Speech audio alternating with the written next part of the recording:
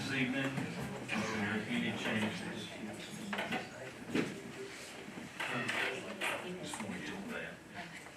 All right, hearing none, I need a motion to approve the agenda as presented. Motion by Aaron, second by Conrad, all in favor? It is approved. I'm gonna ask you would you please stand. Aaron's gonna lead us in the pledge of allegiance.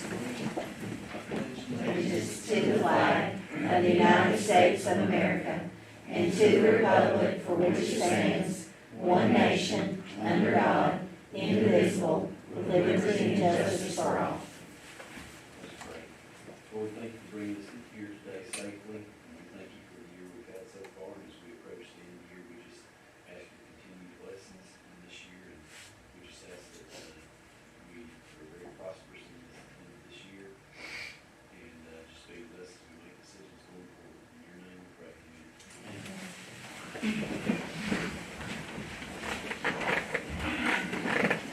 All right, next is the consent items. You have a copy of the minutes for March 7th, March 8th, March 11th, and March 13th.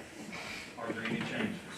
Hey, Daniel, can you check the one for 311, section 7B, and make sure the vote count is correct? 311, section 7B.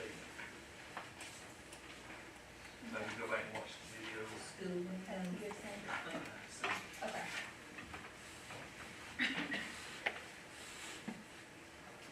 Any other changes? All right, then no public participation. Next is the superintendent's report. You get the assistant superintendent's report today. Steve is stuck in traffic. His chair picture, I did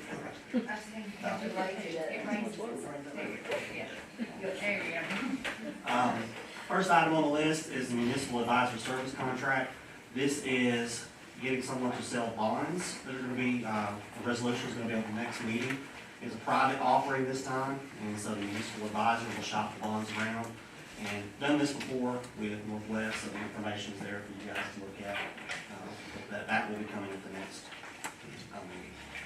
The next item is the board vision resolution. You have to do that yearly, so you've got that to look it over and make sure everything's the way you want for the board vision going forward. All right, and for the financial stuff, Dr. Smith, it's all you. Alright, we're going to take a quick look at February. That's what we just closed. So, I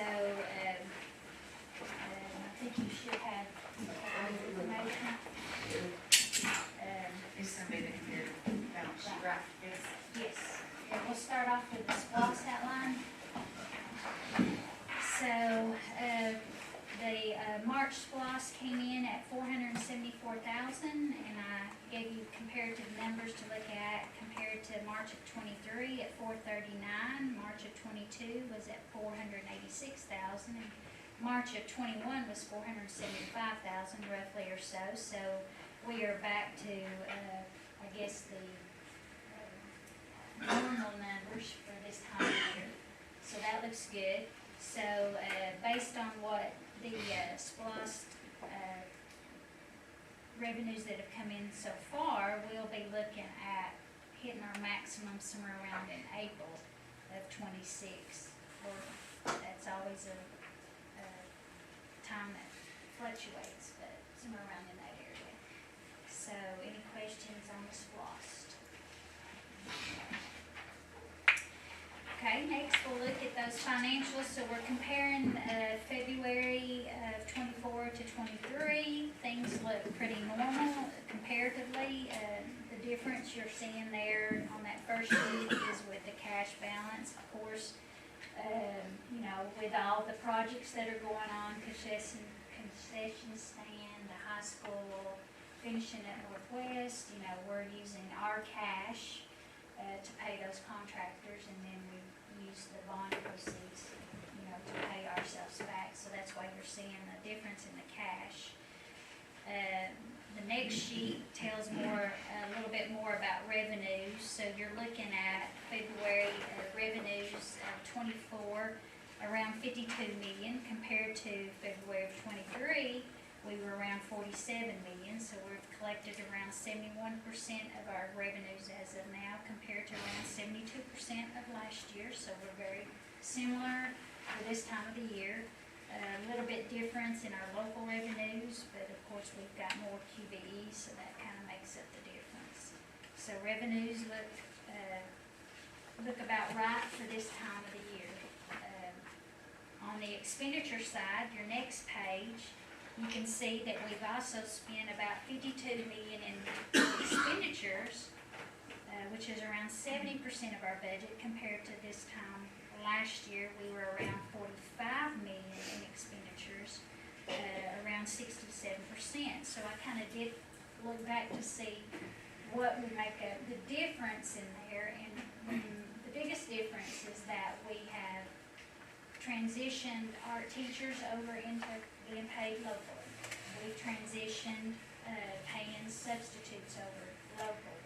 We've transitioned paying those permanent positions, the people that work in the front offices, some of your parapros, pre-K parapros. We've transitioned them from CARES over to local funds. So that's why you're gonna see a gap in the expenditures, okay? So now we are paying those expenditures out of our local budget versus our CARES budget. So you're gonna see it, start to see it, more expenditures than revenues. And that's what you'll see on the next page, that right now, expenditures are more than revenues by about 543,000. And you're gonna see that difference grow throughout between now and the end of school, just because we've got those additional expenditures that weren't budgeted in our budget. If that makes sense to everybody. So, I've got somewhat of a forecast going on, but I'm gonna wait and we'll talk about that in March. So I wanna see more about how the expenditures run. So but anyway, we're right now at a projected fund balance of around 12 million compared to where we thought we'd be at 11 million, but that is significantly less than where we were at this time last year at 16 million. Any questions on the financials? Okay. Next, I think you have your,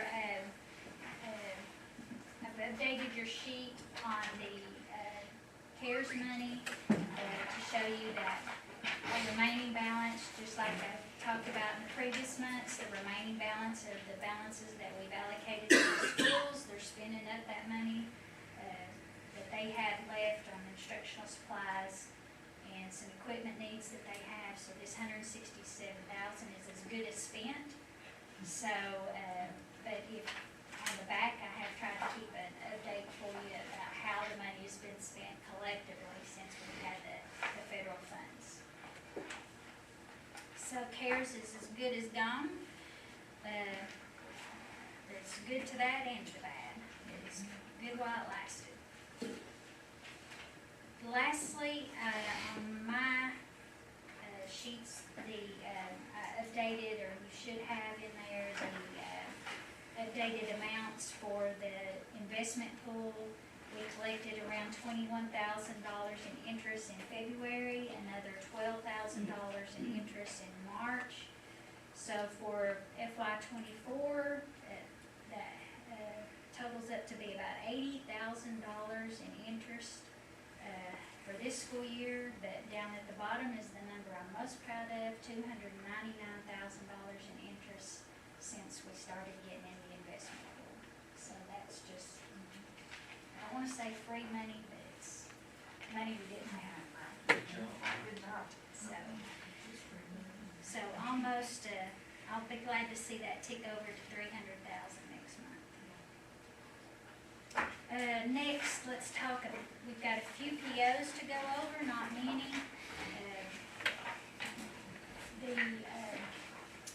I didn't get my title page from you, Danielle.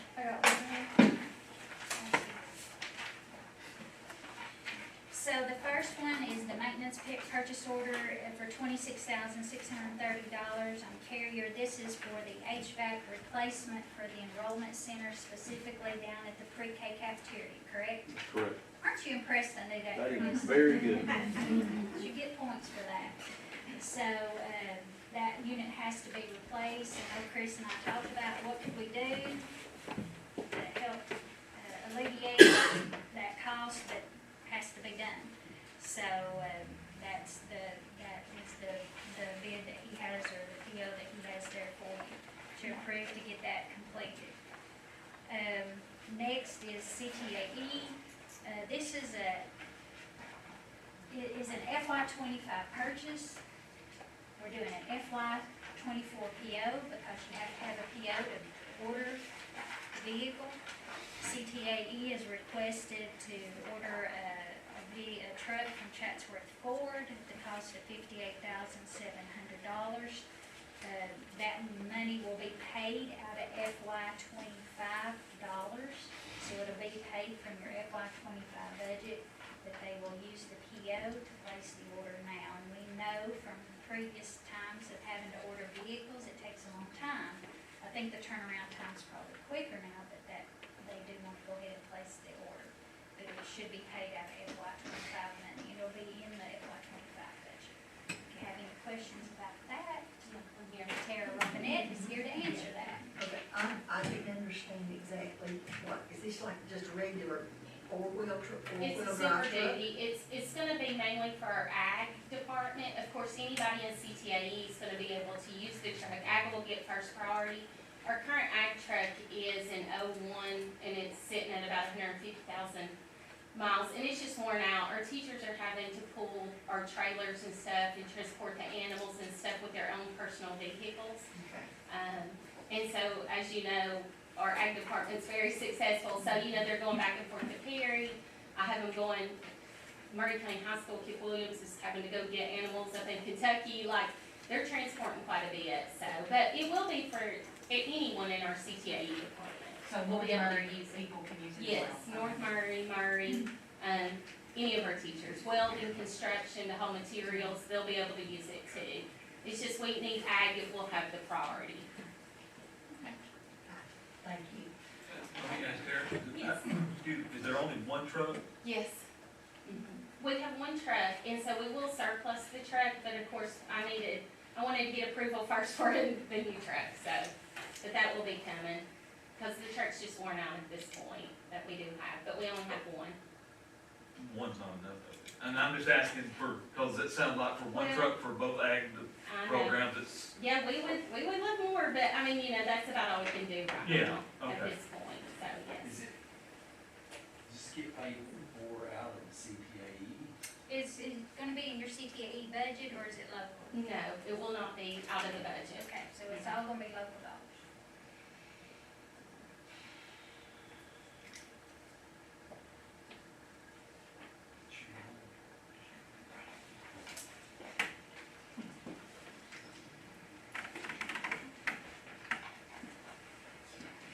Okay, the next two, I'm gonna defer to Tim. He's gonna talk to you more about the two PIP purchase orders for curriculum.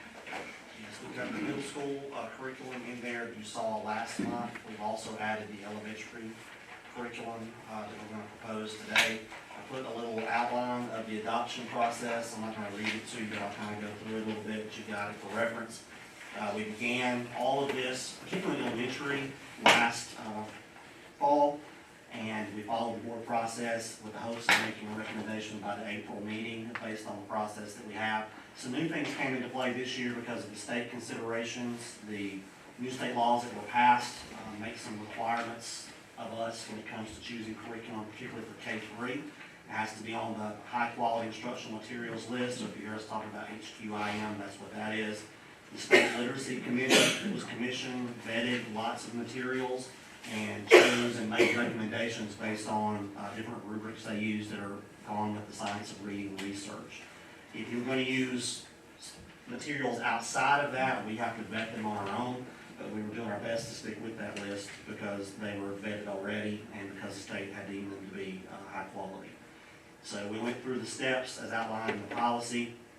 We started consulting with other districts and other teams across the state, asking some questions about things people are already using, some things that people are looking at. That way we're able to kind of pool and share information. We met with Dalton and Whitfield, their TNL teams a couple of times to go over some things.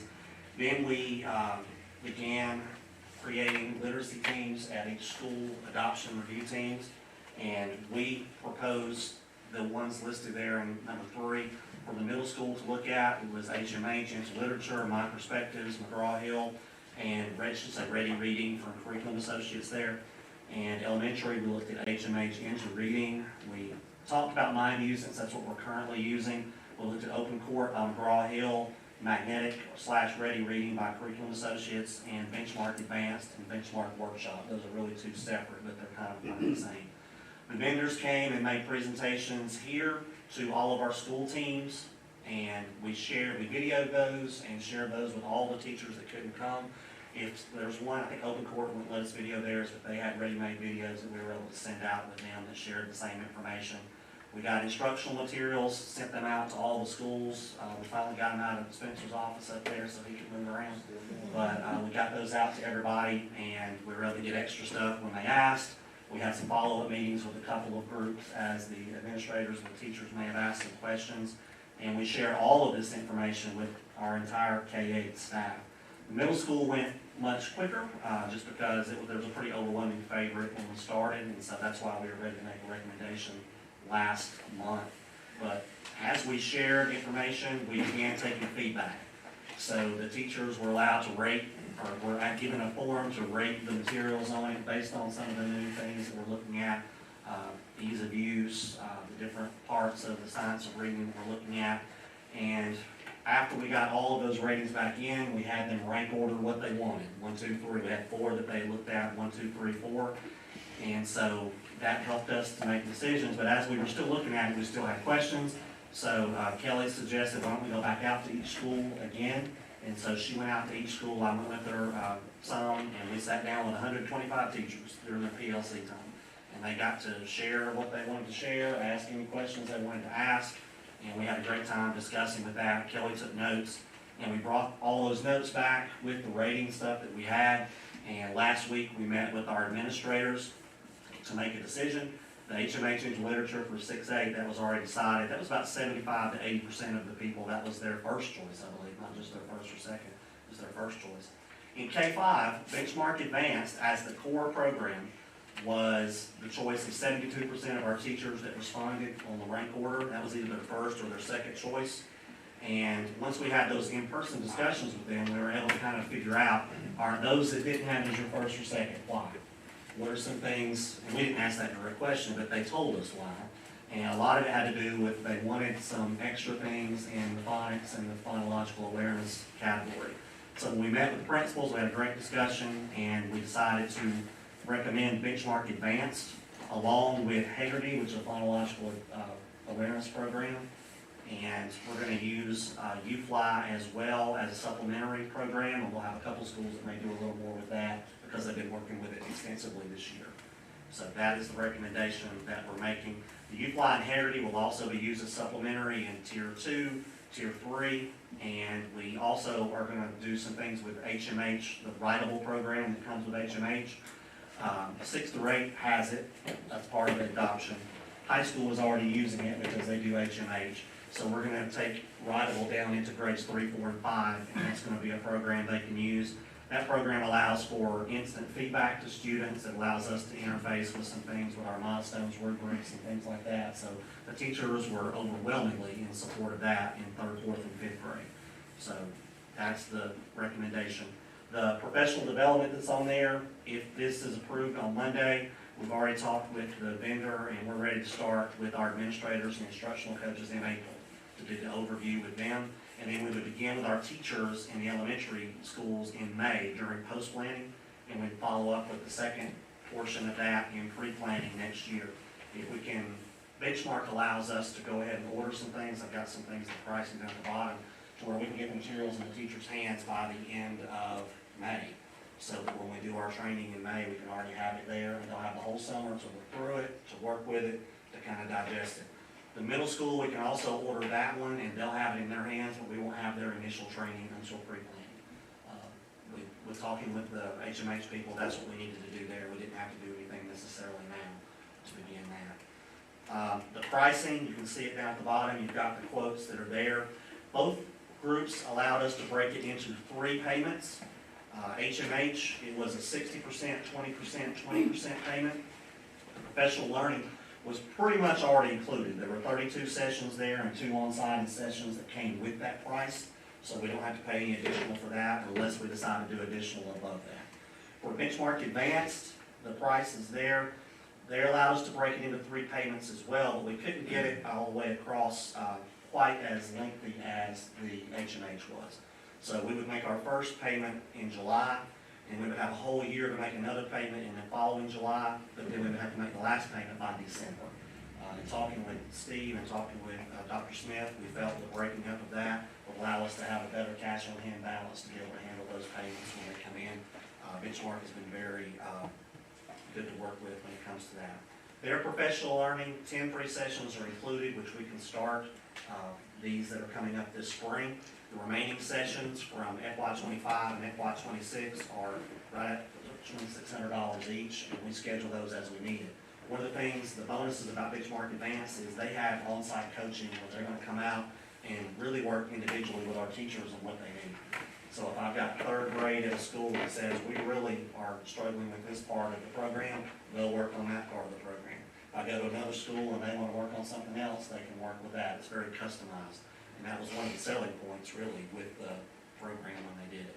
So we're excited about new curriculum and the training that's going along with it. In addition to the literacy training we're already doing, which handed to the state, that we've already started and been working on. And the teachers did a great job of viewing this process through the lens of the training they've been having. They ask the right questions throughout. And we feel that most everybody's getting a first or second choice, and those that may not have been their best choice, we experienced that when we went through math. And some of those people turned quickly and said, I like this now, once they've actually used it. So, any questions? The first one is the FY24, the one that we're gonna pay out. Yes. The second number on there, that's that for FY25. Yes, the first, HMH and Into Literature, we are going to make the payment, first payment of that this spring, because we cannot get the materials until we pay. Benchmark allows us to backdate something to where we can go ahead and order and get the materials now and not pay them until July. So we decided to go ahead and pay the Into Literature to get the middle school materials here as quickly as possible, and we can wait on the Benchmark payment and not have to do that immediately. And they broke that one up 50, 25, 25.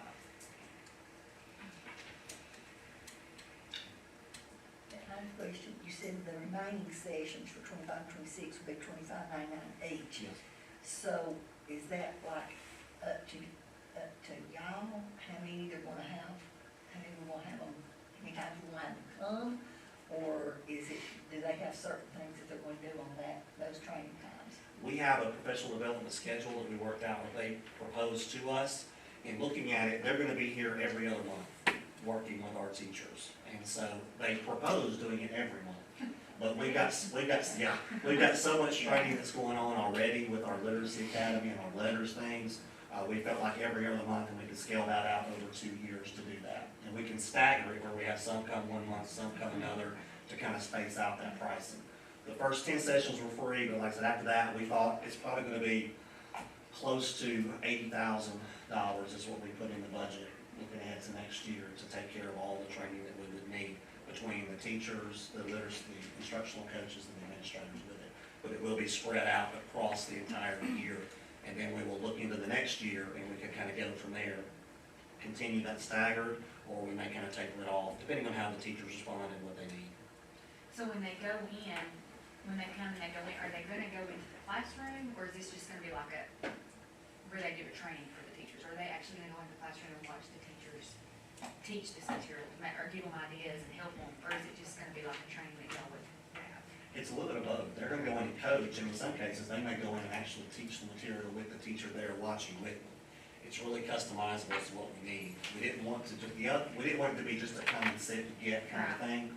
And so it's gonna be very interactive, very much meeting the needs of what they wanted, which is kind of what separated their professional development from the other groups that we looked at. Theirs were very much sit and get, virtual type things. HMH does a lot of virtual. Most of theirs are going to be virtual. They're kind of short sessions that are very well received. We've used them in the high school, and they really like those. This is more hands-on, inside working I was excited about it too. It's more hands-on inside work. I didn't understand, you said that the training would be every other month, but then you said 1 month, next month, 1 month, next month. What did you mean by that? Kind of staggering, we're gonna have some grade levels in 1 month, some grade levels in the next month, and then kind of repeat back over that. So we don't have all 6 grade levels being trained each month, it might be half Okay, but it's gonna be $25.99 for each month? for each session.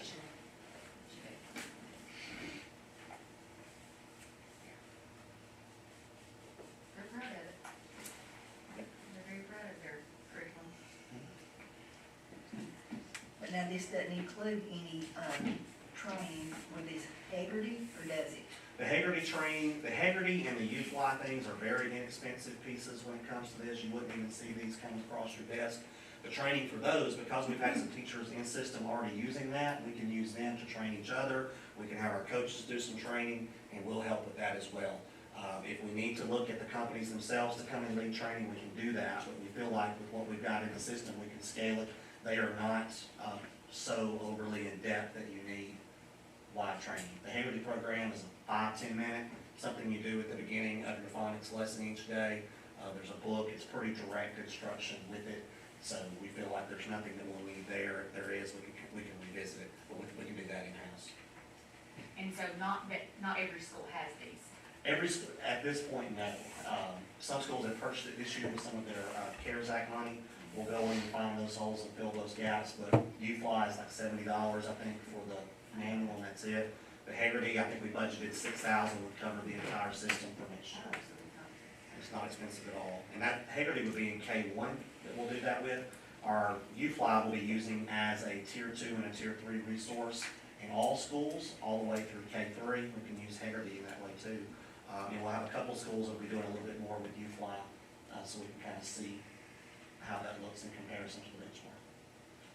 Okay, so the phonics program is the benchmark? Yes, ma'am. That'll be the core phonics program that was vetted by the state and doing all of these benchmark events at the highest rating that they've given on their HQMI list. It's strongly recommended. There were a couple of others that were strongly recommended. We looked at those a little bit. The others were either recommended or a little lesser than those. Benchmark was the highest one from the beginning, from the first list they vetted. The phonics portion was also vetted as strongly recommended as well.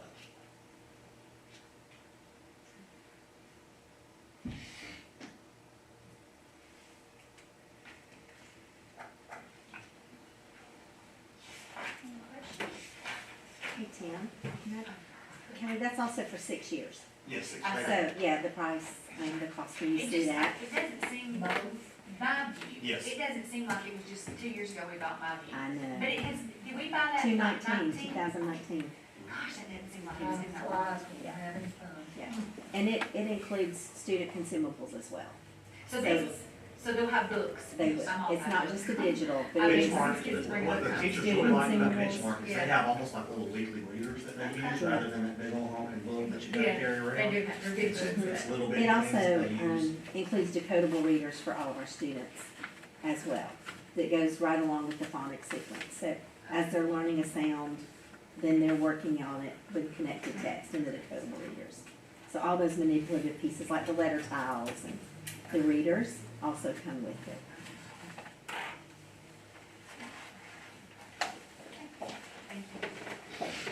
The next items on there, there's a couple of field trips that are in there. One is a basketball trip from North Murray. Next holiday season, going to a holiday tournament in Panama City. Let me ask on this one, and I'm sure it's just not so, but number of substitute teachers needed 25. I don't think that's just something that was, Oh, yeah, I think that's why we're I on. think during Christmas break, start somewhere around Christmas break, but Sure, yeah, they're not. Well, I see, down here it says students was 25, I think they probably just put 25 on there. Yeah, just making okay, sure. yeah, let's just, yeah. So it's Christmas break, probably should be. Beginning on the 18th, coming back on the 22nd. Merry Christmas. Next one is Woodlawn has a chorus competition that's going on in Tennessee, the Pigeon Forge area. That one's gonna be an overnight trip at the beginning of May. And we're participating in the chorus competition there.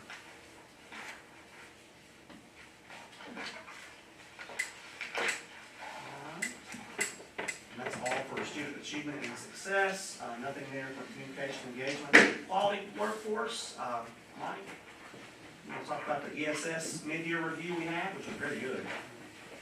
Happy to.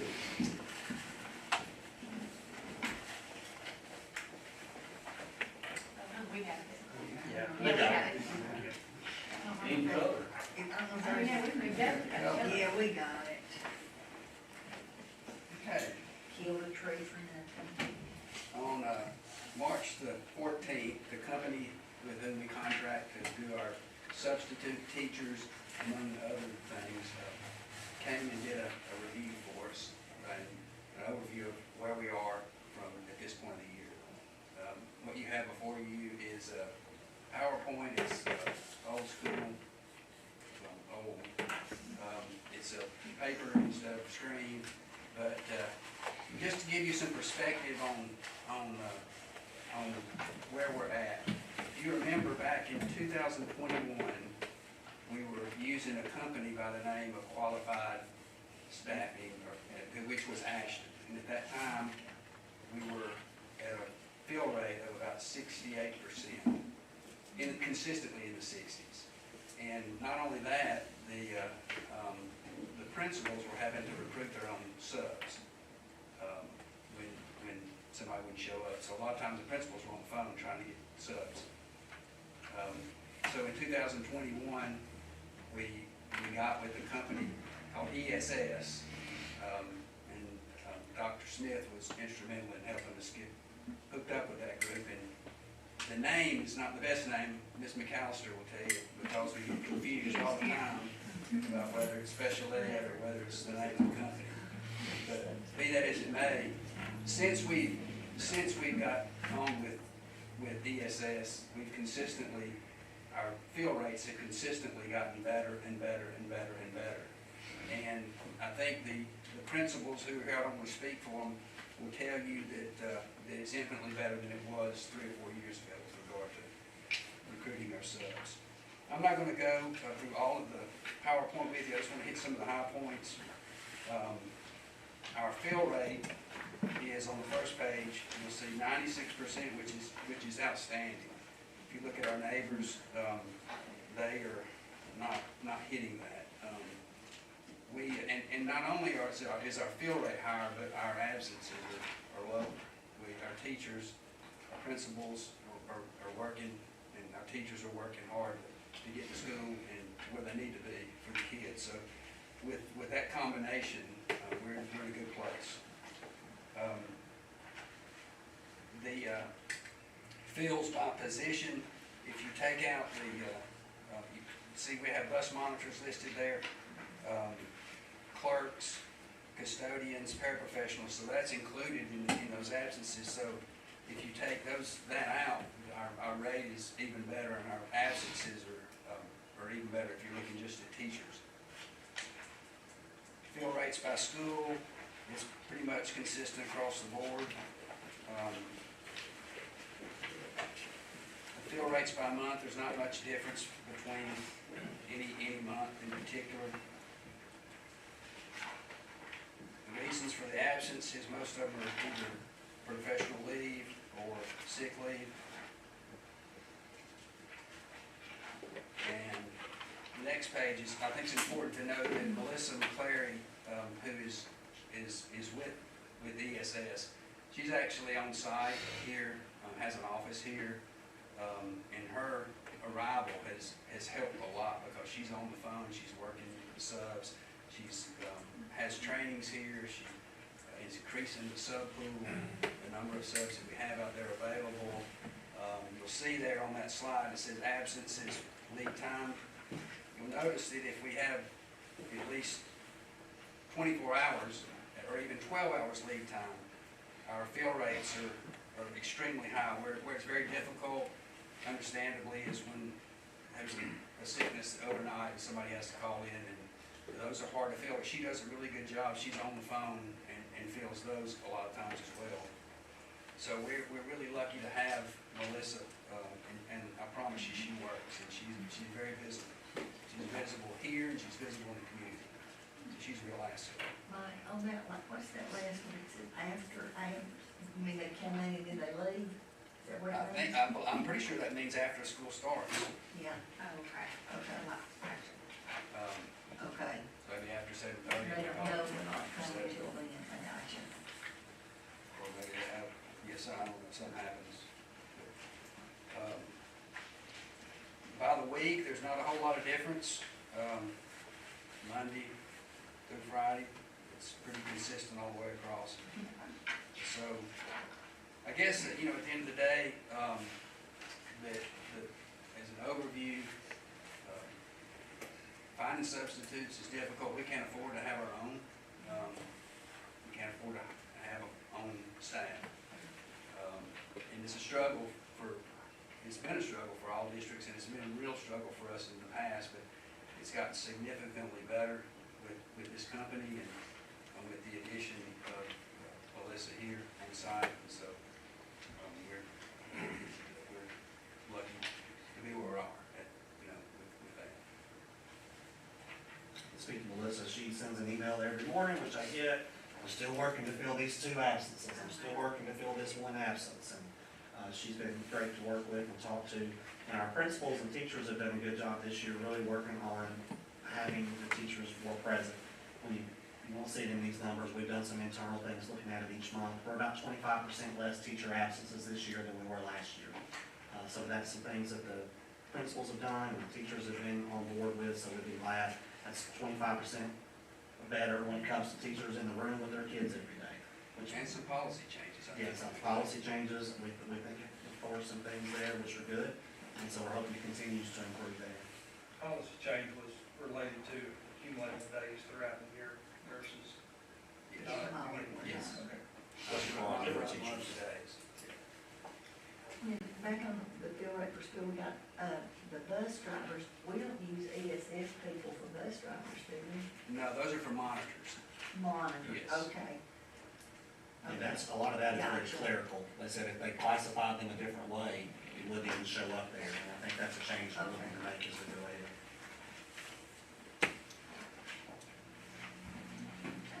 Any other questions?